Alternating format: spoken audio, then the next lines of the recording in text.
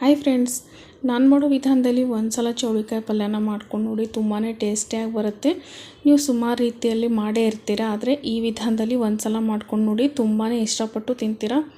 ಬನ್ನಿ ಹಾಗಿದ್ರೆ ಈ ಚೌಳಿಕಾಯಿ ಪಲ್ಯನ ಯಾವ ರೀತಿ ಮಾಡೋದು ಅಂಥೇಳಿ ನೋಡೋಣ. ಇಲ್ಲೇ ನಾನು ಒಂದು 1/4 kg ಆಗೋಷ್ಟು ಚೌಳಿಕಾಯಿನ ತೊಗೊಂಡಿದ್ದೀನಿ. ಇದನ್ನು ಚೆನ್ನಾಗಿ ಈ ರೀತಿ ಚಿಕ್ಕ ಚಿಕ್ಕದಾಗಿ ಪೀಸ್ನ ಕಟ್ ಮಾಡಿಬಿಟ್ಟು ಒಂದು 2 ಸಲ ವಾಶ್ ಮಾಡಿಬಿಟ್ಟು ತೊಗೊಂಡಿದ್ದೀನಿ. ಇವಾಗ ಇದನ್ನ ಹುರ್ಕೊಳ್ಬೇಕಾಗತ್ತೆ. ಇಲ್ಲಿ ನಾನು ಒಂದು ತವಾದಲ್ಲಿ ಹುರ್ಕೊಳ್ತಾ ಇದ್ದೀನಿ. ನೀವು ಬೇಕಿದ್ರೆ ಒಂದು ಕಡಾಯಿನಲ್ಲಿ ಕೂಡ ಹುರ್ಕೊಳ್ಬೋದು.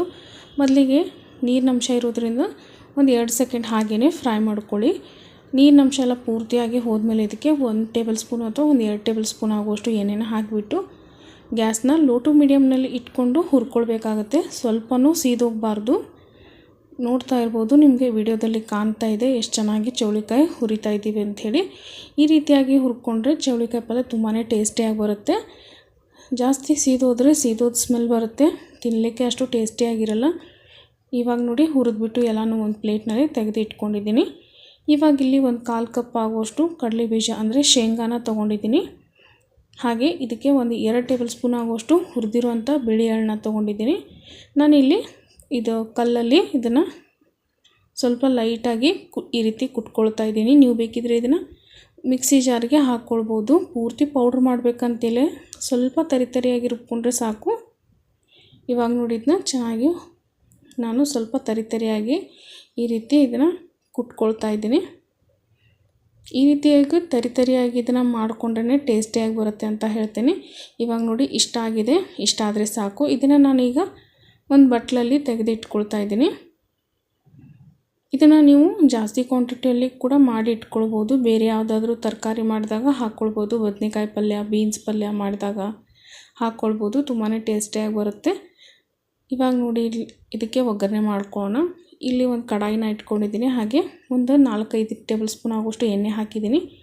ಎಣ್ಣೆ ಕಾದ್ಮೇಲೆ ಒಂದು 1/4 ಟೀ ಸ್ಪೂನ್ ಆಗೋಷ್ಟು ಸಾಸಿವೆ ಹಾಕಿದ್ದೀನಿ. ಸಾಸಿವೆ ಎಲ್ಲ ಚಟ್ಪಟ ಆದಮೇಲೆ ಇದಕ್ಕೆ 2 ಮೀಡಿಯಮ್ ಸೈಜ್ ಈರುಳ್ಳಿನ ಹಾಕ್ಕೊಂಡಿದ್ದೀನಿ, ಸಣ್ಣದಾಗಿ ಕಟ್ ಮಾಡಿಬಿಟ್ಟು. ಈರುಳ್ಳಿ ಸ್ವಲ್ಪ ಫ್ರೈ ಆಗಬೇಕು, ಸ್ವಲ್ಪ ಸಾಫ್ಟ್ ಆದರೆ ಸಾಕು. ಇವಾಗ ನೋಡಿ ಈರುಳ್ಳಿ ಎಲ್ಲ ಸಾಫ್ಟ್ ಆಗಿದೆ. ಇದಕ್ಕೆ ಒಂದು 1/4 ಟೀ ಸ್ಪೂನ್ ಆಗುವಷ್ಟು ಅರಿಶಿನ ಪುಡಿ ಹಾಕ್ಕೊಳ್ತಾ ಇದ್ದೀನಿ. ಹಾಗೆ ಒಂದು 2 ಚಿಟಿಕೆ ಆಗುವಷ್ಟು ಹಿಂಗನ್ನ ಹಾಕ್ಕೊಳ್ಳಿ. ಹಾಗೆ ಒಂದು ಚಿಕ್ಕದು ಟೊಮ್ಯಾಟೊ ಹಾಕ್ಕೊಳ್ತಾ ಇದ್ದೀನಿ. ಸ್ವಲ್ಪ ರುಚಿಗೆ ತಕ್ಕಷ್ಟು ಉಪ್ಪನ್ನ ಹಾಕ್ಕೊಂಬಿಟ್ಟು ಫ್ರೈ ಮಾಡ್ಕೊಳ್ಬೇಕಾಗತ್ತೆ. ಸ್ವಲ್ಪ ಸಾಫ್ಟ್ ಆದರೆ ಸಾಕು. ಇವಾಗ ಟೊಮ್ಯಾಟೊ ಎಲ್ಲ ಸಾಫ್ಟ್ ಆಗಿದೆ. ಇದಕ್ಕೆ ನಾನು 1 ಟೀ ಸ್ಪೂನ್ ಆಗುವಷ್ಟು ಧನಿಯಾ ಪುಡಿನ ಹಾಕ್ಕೊಳ್ತಾ ಇದ್ದೀನಿ. ಹಾಗೆ ಒಂದು ಅರ್ಧ ಟೀ ಸ್ಪೂನ್ ಆಗುವಷ್ಟು ಜೀರಿಗೆ ಪುಡಿ ಹಾಕ್ಕೊಳ್ತಾ ಇದ್ದೀನಿ. 1/4 ಟೀ ಸ್ಪೂನ್ ಆಗುವಷ್ಟು ಅಚ್ಕಾರದ ಪುಡಿ ಹಾಕ್ಕೊಳ್ತಾ ಇದ್ದೀನಿ. ಇದ್ರ ಜೊತೆಗೆ ನಾವು ಹುರಿದಿಟ್ಟಿರುವಂಥ ಚೌಳಿಕಾಯಿ ಕೂಡ ಸೇರಿಸ್ಕೊಳ್ತಾ ಇದ್ದೀನಿ. ಇವಾಗ ಇದನ್ನು ಚೆನ್ನಾಗಿ ಮಿಕ್ಸ್ ಮಾಡ್ಕೊಳ್ಬೇಕು. ಗ್ಯಾಸ್ನ ಆದಷ್ಟು ಲೋ ಫ್ಲೇಮ್ನಲ್ಲಿ ಇಟ್ಕೊಂಡು ಮಿಕ್ಸ್ ಮಾಡ್ಕೊಳ್ಳಿ, ಯಾಕಂದರೆ ಬೇಗ ಸೀದೋಗೋ ಚಾನ್ಸ್ ಇರುತ್ತೆ ಮಸಾಲೆ ಎಲ್ಲ ಹಾಕಿದ ಮೇಲೆ. ಇವಾಗ ನೋಡಿ ಇದನ್ನು ಚೆನ್ನಾಗಿ ಮಿಕ್ಸ್ ಮಾಡಿದ್ದೀನಿ. ಇವಾಗ ಇದಕ್ಕೆ ನಾವು ಪುಡಿ ಮಾಡ್ಕೊಂಡಿರುವಂಥ ಶೇಂಗಾ ಮತ್ತು ಬಿಳಿ ಎಳ್ಳು ಹಾಕ್ಕೊಳ್ತಾ ಇದ್ದೀನಿ. ತುಂಬಾ ಟೇಸ್ಟಿಯಾಗಿ ಬರುತ್ತೆ, ಹಾಗೆ ಫಟ್ ಅಂತ ರೆಡಿ ಆಗುತ್ತೆ. ಒಂದು ಸಲ ಇದನ್ನು ಟ್ರೈ ಮಾಡಿ ಅಂತ ಹೇಳ್ತೀನಿ, ನಿಮಗೂ ಕೂಡ ಇಷ್ಟ ಆಗುತ್ತೆ. ಇವಾಗ ಇದನ್ನು ನೋಡಿ ಮಿಕ್ಸ್ ಮಾಡಿದ್ದೀನಿ.